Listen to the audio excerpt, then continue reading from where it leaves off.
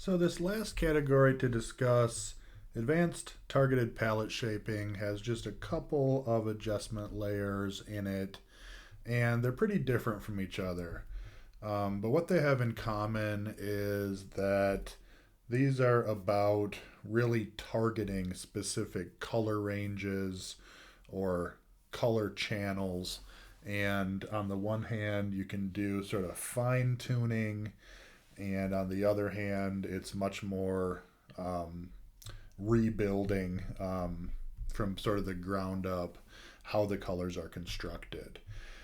So we will start with the more subtle one, and that is selective color. So this is one where, and let me open up an image here. This is about typically just kind of subtle shifting in color, just adjustments with some sliders. So it's sort of like thinking of it in terms of paint, in buckets sitting next to each other. If you've got a bucket of red paint and you add a bit more yellow or cyan or something to it to sort of shift its tone a little bit one way or the other, um, then you've changed the color of that particular paint, but you're not affecting the color of the blue paint bucket sitting right next to it, right? So you're sort of targeting specific color areas or specific types of colors. So let's add a selective color adjustment to this one. Now, looking at this one, I'm thinking this is sort of a primary color, harmony where we have red, yellow, and blue, but the red is pretty magenta. So I was able to go in and just kind of tweak it a little bit to make this more what I would, to my eyes at least, looks more like a pure-ish, more red, yellow, blue, right? So to do that, we just have, selective color, adding it there.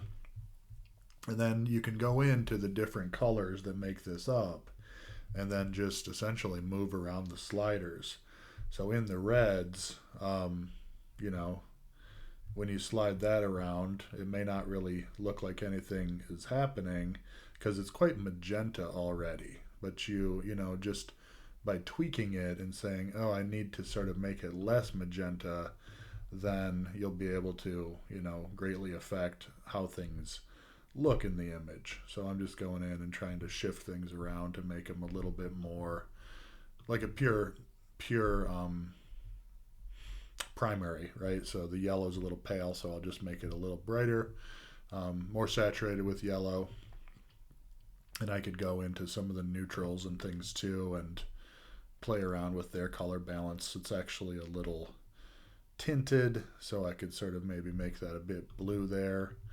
And just the idea is, yeah, just play around with your color sliders until you get the adjustment overall that you think looks, better, right, in terms of what you're going for. So that's pretty easy. A couple other examples of this in action. So taking an image that's got this very yellow cast and then hopping into a selective color, really getting into the different colors themselves and radically targeting them and then doing radical adjustments to them to take what was yellow and turn it blue, and take what was other areas that were yellow and turn them into more of an orange to get this complementary color scheme going that's a warm and cool kind of contrast, whereas this is just sort of warm everywhere. And so it's just done with getting into these sliders. You can see I bumped up the cyan hugely in the red there and pushed and pulled things around in each of these different color areas. It's just like mixing paint, right? And so you take a color and you shuffle it around until you sort of get the harmony that you think is, the look you're going for. So yeah. One more example, doing essentially the same thing, just getting in there, really doing some extreme color changes through selective color, targeting specific colors by isolating them, and then radically changing them with the sliders.